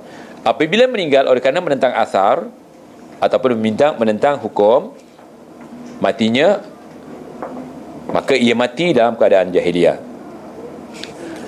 34. Tidak boleh mengangkat pedang memerangi pemimpin dan keluar dari mereka meskipun mereka susuk pemimpinannya yang jahat, sebagaimana yang telah dikatakan oleh Nabi SAW kepada Abu Dzar Al-Ghifari, isbir wa in kana abdan habasyian, bersabarlah meskipun pemimpin itu seorang budak ataupun hamba sahaya. Dan sabda Nabi SAW kepada kaum Ansar, isbiru hatta talqauni alal haut, bersabarlah terhadap pemimpin hingga kalian bertemu aku di Hud. Imam Tahawi mengatakan siapa tak percaya Hud, kafir dia, mutlak kafir. Apa tu Hud? Pertemuan kita pertama dengan Rasulullah SAW adalah di Hud. Hud satu telaga. Satu telaga, airnya putih, lebih putih dari susu, manisnya lebih manis lebih madu. Minum saja terus tak haus sampai bila-bila. Minum tu saja terus tak akan rasa haus sampai bila-bila. Cawannya seperti bintang-bintang di langit, bermakna tak boleh dikira banyaknya. Luasnya seluas mata memandang, besarnya. Jadi orang yang tak taat kepada pemimpin tidak dapat menemui Rasulullah SAW di Hud. Orang yang tidak taat kepada pemimpin tidak dapat menemui Rasulullah SAW di Hud. Sebab dalam hadis tadi saya bacakan, la islama illa bi imarah, la imarata illa bi ta'ah. Tidak ada Islam kecuali dengan pemimpin, tidak ada pemimpin kecuali dengan taat. Makanya dikatakan atiullah wa atiur rasul wa ulil amri minkum, taatlah kepada Allah, taatlah kepada Rasul dan pemimpin. Dan pemimpin kita siapa? Pemimpin kita yang dipilih secara sah. Apabila dipilih dengan cara sah, itu pemimpin kita. Selain ini adalah Khawarij. Kemudian memerangi pemimpin tidak termasuk perbuatan sunnah. Memerangi dimaksudkan di sini menjatuhkan di antaranya dengan apa cara sekalipun, hatta dengan undi. Hatta dengan undi. Makanya saya katakan di sini, apa hukum mengundi? Walaupun saya tidak membincangkan secara tuntas di sini, tapi insya-Allah boleh dipahami dengan membaca. Memerangi pemimpin tidak termasuk perbuatan sunnah. Sebab yang demikian itu akan menimbulkan kerosakan dalam agama dan kehidupan dunia. Betul kan? Cuba tengok Mesir, cuba tengok Iraq, cuba tengok Kuwait, cuba tengok Afghanistan, cuba tengok Somalia dan banyak lagi negara. Itu cukup jadi contoh untuk kita. Bila pemimpin jadi jatuhkan negaranya, Syekh, tidak ada negeri Islam yang semaju Malaysia sekarang. Walaupun di Saudi, saya baru balik umrah beberapa bulan yang lalu. Kita duduk ke kedai makan, masih yang jauh daripada bandar, masih ada anak-anak orang di situ, anak orang Arab, pegang plastik. Lepas saja makan, sisa dimasuk plastik. Walaupun tukang kedai itu bekerja new belasah kau kena tangkap, tapi dia curi-curi budak-budak dengan tak pakai sepatunya, dengan bajunya yang selekeh. Berbual dengan dia, min fin anta ya walad, min bait, artinya anak-anak orang Badui. Kita, orang asli kita di hutan, dapat pembelaan kan? Saudi tak ada hutan, tapi ada padang pasir. Mereka datang untuk cari makan. Cari duit tak ada, cari makan. Dibungkus, dah cukup banyak buat balik. Memanglah separuh orang makan di restoran bukan makan habis, masih ada sisa. Di negeri kita ada? Tak ada negeri kita. Kalau ada mungkin sedikit luar minta sedekah, betul kan? Kalau kena tangkap masuk penjara juga. Subhanallah. Saya perasan rupanya masih ada. Bukan sedikit, ramai tau. Bermakna pembelaan terhadap rakyat tak sebagaimana di negeri kita. Dan kenapa Libya dijatuhkan oleh Yahudi? Kerana termasuk negara yang makmur. Negara Afrika dan negara Arab yang paling makmur adalah Libya. Tahu ceritanya bagaimana? Saya bila menerusi sahabat-sahabat yang dapat saya hubungi, orang-orang Arab yang masih mau bercakap dengan kita, bacaan-bacaan yang ada, Libya itu dijatuhkan oleh Yahudi. Kerana secara ringkas saya katakan, Libya adalah sebuah negara yang berdiri dengan azab. Kerana Libya dibaikot ekonominya berapa lama? Siapa baikot? Amerika. Ya kan? Orang yang dibaikot ekonominya biasanya sengsara, tapi mereka berdiri. Dan jadilah Libya sebuah negara yang makmur. Apa arti makmur? Ekonomi. Pakar-pakar ekonomi mengatakan bahawa tujuan ekonomi adalah kemakmuran. Libya adalah makmur dalam ekonomi. Tidak ada orang miskin. Setiap rakyat ada rumah. Sekolah free, perubatan free. Nak kahwin, kau nak kahwin kalau duit kan. Kat Libya kasih duit. Ambillah kau. Berapa kau nak pakai? Lepas dari universiti dibela. Dia kasih rumah, dia kasih isteri dan sebagainya. Okey. Yang jadi Amerika ataupun Yahudi ni marah, minyak Libya dijual pakai apa? Pakai euro? Tak. Pakai dolar? Tak. Dia pakai apa? Dinar. Jadi Yahudi tak ada untung sebab euro, dolar siapa punya? Yahudi punya. Dan Libya tak ada punya hutang. Tak ada hutang dengan bank dunia. Bila ada hutang, duit kekayaan itu ditarik dengan hutang tu. Maka Libya tidak ada keuntungan bagi Yahudi. Maka walan tarda ankal yahud wala nasara hatta tattabi'a millatahum. Yahudi dan Nasrani tidak redha kepada Islam sebagaimana negeri Libya, negeri Islam, kecuali ikut kehendak Yahudi. Habis ikut Yahudi, hancurkan orang Islam. Dan bagaimana cara Libya dijatuhkan? Simple saja. Itu cerita pasal teroris ciptaan mereka. Dan ditangkap teroris-teroris di Libya, dihantar ke Guatemala sana. Kebanyakannya dilepas, dihantar pergi Libya. Dia tahu ada projek, ada plan, ada konspirasi di situ. Bila dihantar ke Libya, Libya lepaskan. Sebab Libya tak mengiktiraf teroris. Tapi yang terlalu jahat tu masuk dalam penjara. Yang berapa orang dalam penjara, maka Yahudi, Pakatan Yahudi dunia, teroris yang dilepas itu diberi duit. Untuk apa? Untuk melepaskan tawanan teroris yang ditawan oleh Libya beberapa orang saja. Sehingga secara ringkas saya katakan, 6 bulan orang yang dibebaskan oleh Gaddafi boleh bawa pesawat saya, boleh menggunakan senjata yang tak digunakan, belum digunakan dalam perang. Gaddafi pun tidak punya senjata seperti itu.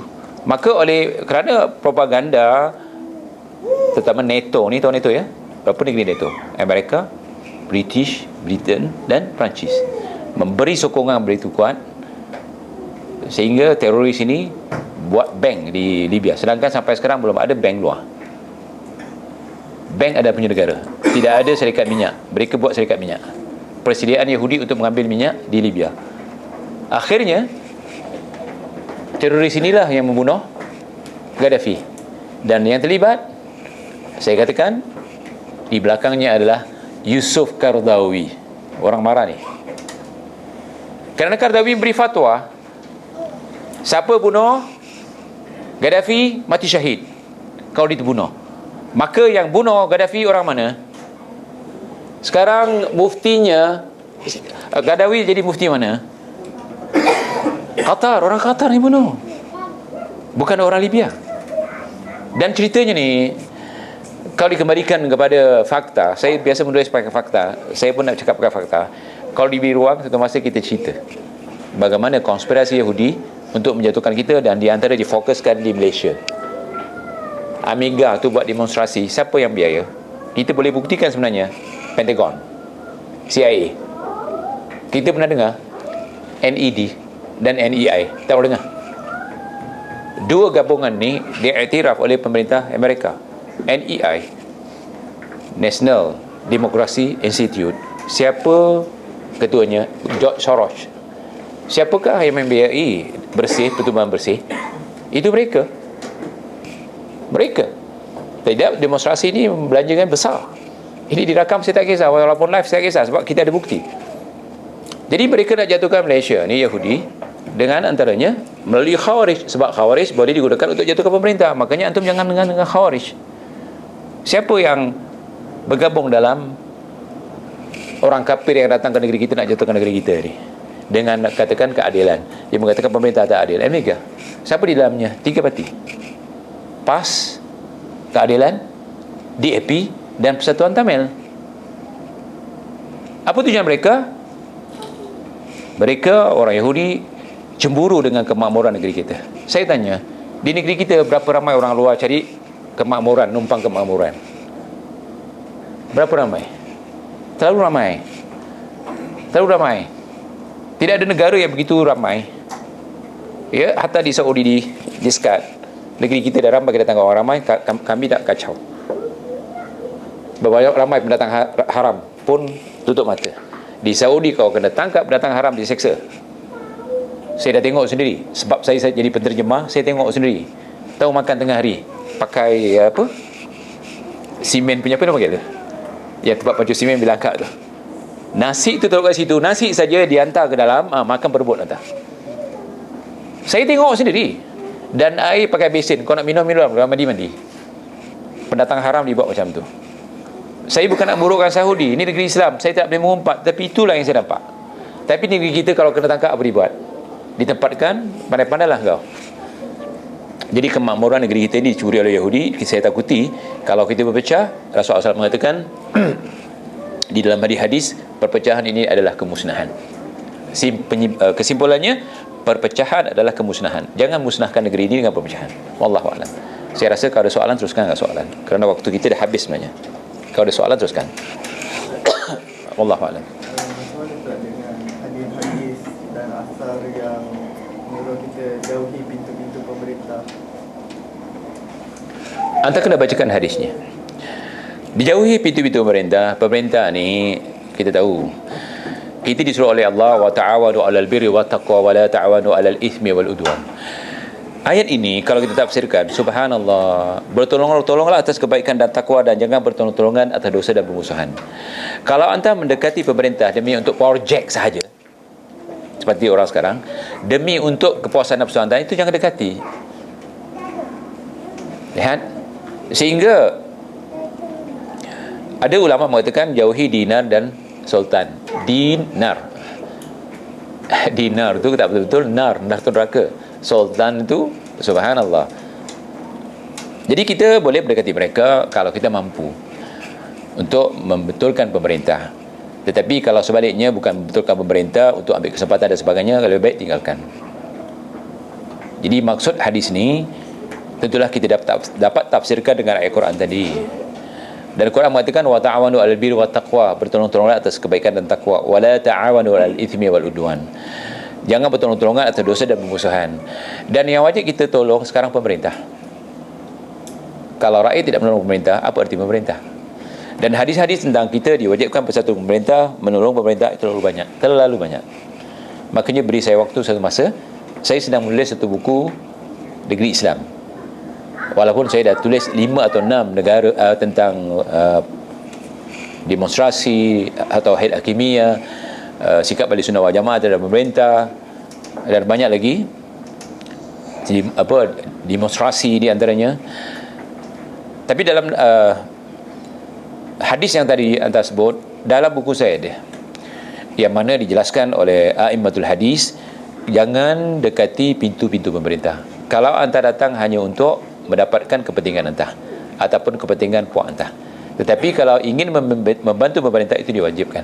Bantulah pemerintah. Ya, insya-Allah. Jangan salah faham dengan hadis tu. Insya-Allah. Banyak puak khawarij menggunakan hadis ni untuk jatuhkan pemerintah. Pemerintah ni zalim, jangan duduk kat pintu dia, jangan dekat-dekat, jatuhkan dia. Subhanallah. Itu bukan itu maksudnya. Wallahu a'lam. Teruskan soalan. Kalau ada soalan, teruskan soalan. Ya sahabat, teruskan. Seperti yang kita tahu Ustaz, sekarang Malaysia ni sistem demokrasi ya. Saya bagi situasi ya. Contohnya ada satu kumpulan yang cuba membawa sistem khalifah. Wajibkah kita ikut kumpulan itu? Tidak. Itu Hizbut Tahrir. Hizbut Tahrir mewajibkan kita kepada sistem khalifah. Katakan kepada mereka, betulkan akidah umat dulu. Mereka tidak menyentuh masalah akidah, tapi menyentuh masalah bagaimana nak jatuhkan pemerintah dengan sistem khalifah.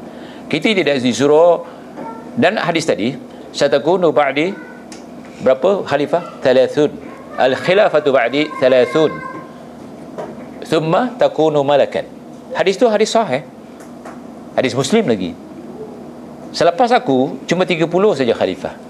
Ada mengatakan 30 tahun, lepas tu diganti dengan pemerintah-pemerintah. Macam mana anda nak tangkis hadis ni? Okey, yang betul jadi khalifah nanti Quraisy siapa? Imam Mahdi. Itu khalifah.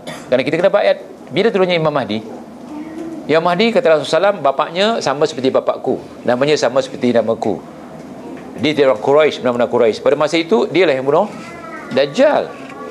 Dia benar Dajjal pada masa itu kena bayar kepada Imam Mahdi. Hadis Imam Mahdi sahih.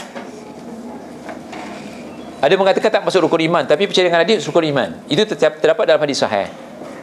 Kalau anda nak bayar betul, tunggu Imam Mahdi. Tapi orang sekarang tengok, oleh kerana dia jadi pemerintah, Syiah ada Imam Mahdi sendiri.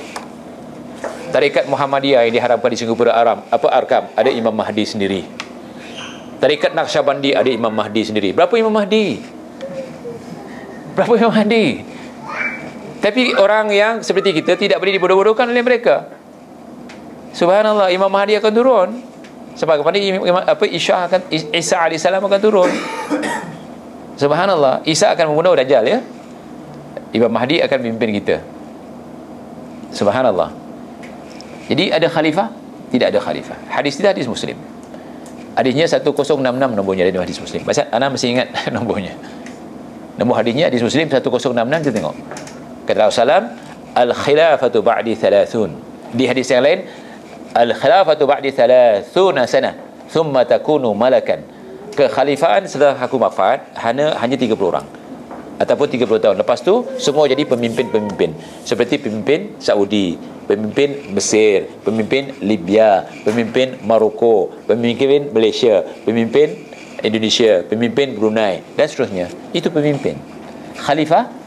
Dan kerana mereka pemimpin, kita tidak diwajibkan baiat. Apakah kita disuruh baiat Najib? Taat saja. Apakah kita wajib membaiat bang-bang? Taat saja. Bila turun khalifah, wajib taat. Sama ada wajib baiat dan taat. Sama ada antara musafahah dengan khalifah terus atau wakil-wakilnya, gubernur-gubernurnya dan sebagainya. Jadi Hizbut Tahrir adalah Khawarij moden, kata Albani. Apa kata Albani? Khawarij moden adalah, itu dikatakan Hizbut Tahrir. Hizbut Tahrir Khawarij moden. KGB Khawarij moden, ataupun Khawarij gaya baru. KGB Khawarij gaya baru, kata Albani. Dah baca buku Albani tentang Khawarij Hizbut Tahrir? Ada buku sudah terjemahkan tipis, saya ingat dalam RM6, RM7 harga buku tu, tentang Hizbut Tahrir. Jadi Hizbut Tahrir jangan ikut, dia Khawarij paling besar, dan dia target dia nak jatuhkan pemerintah, nak wujudkan satu pemerintah khalifah. Itu angan-angan majnun mereka. Angan-angan majnin. Wallahu alam. Teruskan. Iya, teruskan. Ada orang yang mengatakan tentang Syekh Rabi' Al-Hadi Madkhali, Iya. sebagai Khawarij, dan boleh tak terangkan sedikit biografi dia dan mengapa beliau difitnah? Iya. Saya semasa ambil degree di Ummul Qura, Syekh Rabi' sedang ambil PhD. Jadi saya musim cuti, saya tak balik. Itu sebab saya katakan, orang yang belajar di Saudi, kalau musim cuti sibuk-sibuk balik, dia tak ada syekh. Sebab apa? Dia tak belajar. Dia pergi universiti balik, universiti tempat tinggal asrama, dia balik. Bila kita dah bersama dengan masyayikh di musim panas, 5 bulan kita cuti, duduklah dalam masyayikh. Jadi saya di antara orang yang banyak bersama Syekh Rabi' Ahmad Khali, terutama di musim cuti. Dan kadang-kadang sampai orang rumah saya risau, 2 hari saya tak balik. Tapi asrama saya dengan budak-budak Arab yang dah kahwin, jadi orang rumah saya tak ada masalah lah. Walaupun mulanya tak boleh bahasa Arab, lama-lama duduk dengan bahasa Arab, terpaksa bahasa Arab, boleh bahasa Arab. Jadi saya dengan Syekh Rabi', bila musim cuti itu dibawa ke kebun-kebun korma, ke kebun buah-buahan. Di situ dia mendidik kami bagaimana mengenal manhaj salaf, bagaimana sikap kita terhadap pemerintah. Sebab pada masa itu Iran sedang jatuh pada masa itu, dan orang-orang Iran bawa poster dan sebagainya, ditampal di mana-mana supaya kita jatuhkan pemerintah. Jadi di antara syekh yang banyak membantu untuk mempertahankan pemerintah Saudi jangan dijatuhkan sebagaimana Iran dijatuhkan oleh kurungan-kurungan Khawarij ini, Syiah ataupun Khawarij, Syekh Rabi'. Maka oleh kerana Syekh Rabi' menasihatkan kita, Syekh Rabi' dihormati.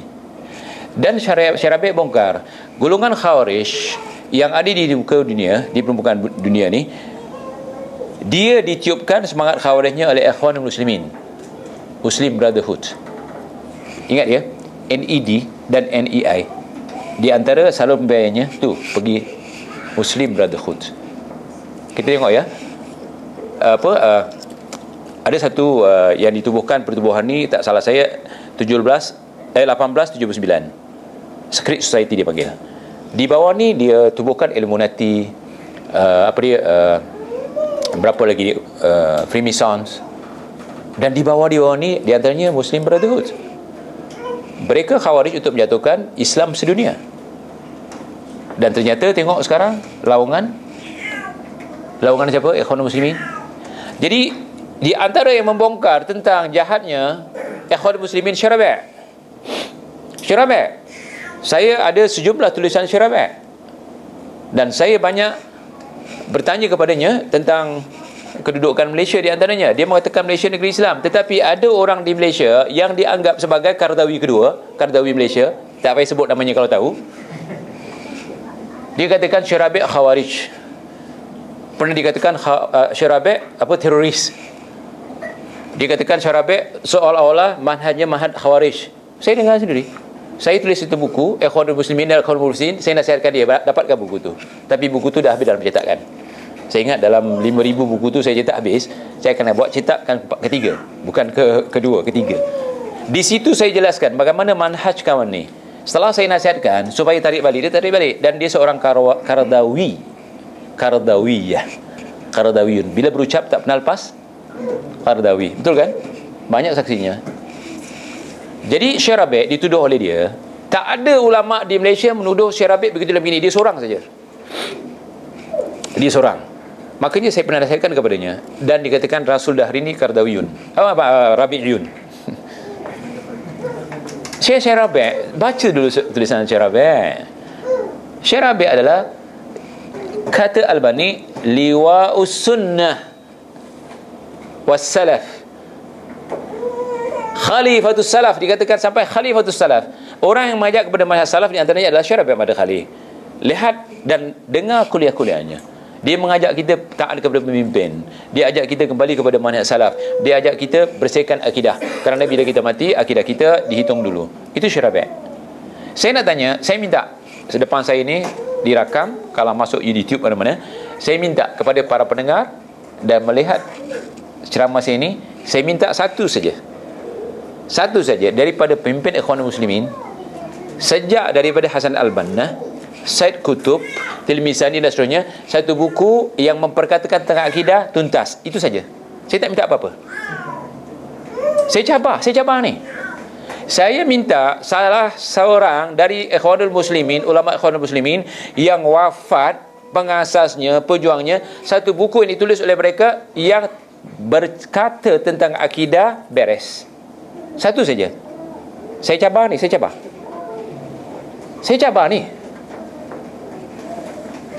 Kalau ada berikan kepada saya, makanya Syekh Mughun mengatakan itu bukan ulama Ikhwanul Muslimin, itu Ikhwanul Muflisin, muflis akidah. Makanya saya tak kafirkan ya. Bila saya katakan seperti ini, orang-orang mengatakan saya kafirkan Ikhwanul Muslimin. Tak, wallahi billahi tallahi, saya tak berani kafirkan mereka. Tetapi untuk memberi izar bahawa akidah mereka sangat dipertikaikan, hak saya mengatakan seperti itu. Ulama-ulama mereka seperti Hasan Al-Banna, dia seorang sufi. Qaradawi, subhanallah, kesalahannya. Contohnya ya, Said Qutb menulis Dilalul Quran. Dilalul Quran bukan tafsir. Said Qutb tak pernah mengatakan tafsir Dilalul Quran. Said Qutb mengatakan sebuah tulisan fi Dilalul Quran. Di dalamnya 400 lebih kesalahan akidah di dalam tafsir Ibn Kathir. Ad-Dawis menulis dan membetulkannya, dan selepasnya banyak lagi pembetulan. Beli satu buku yang ditulis oleh Syekh Dawis, koreksi fi Dilalul Quran.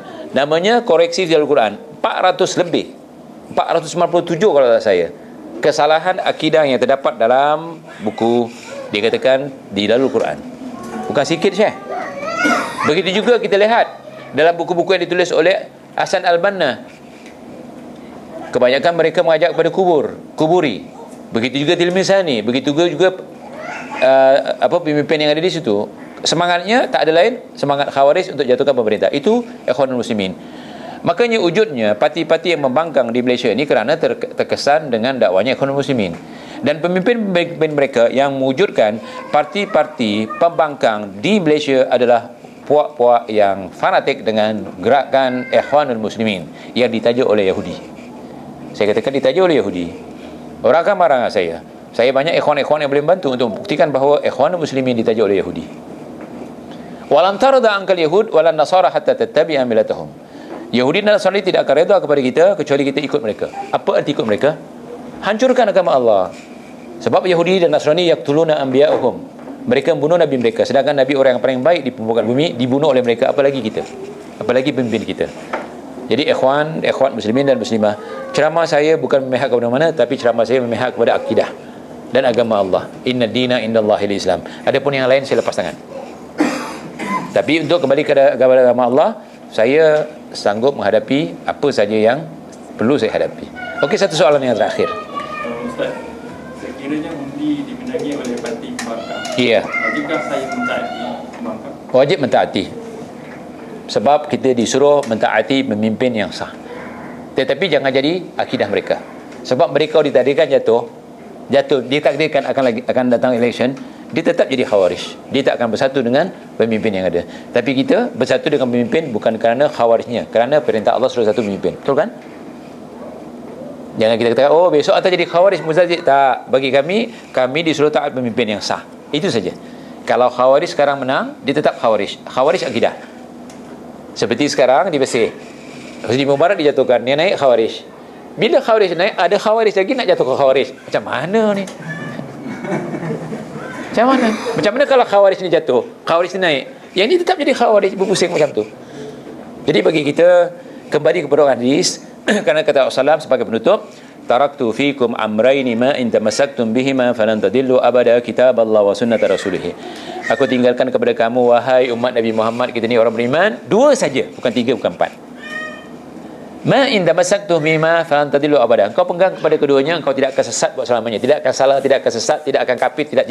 Sebab jaminan Allah dan Rasulnya. Apa itu? Kitab Allah wa sunnat rasulih. Kitab Allah dan sunnat Rasulnya. Jadi apa yang saya sampaikan, kitab Allah dan sunnat Rasulnya. Mungkin orang membantah kerana tak faham.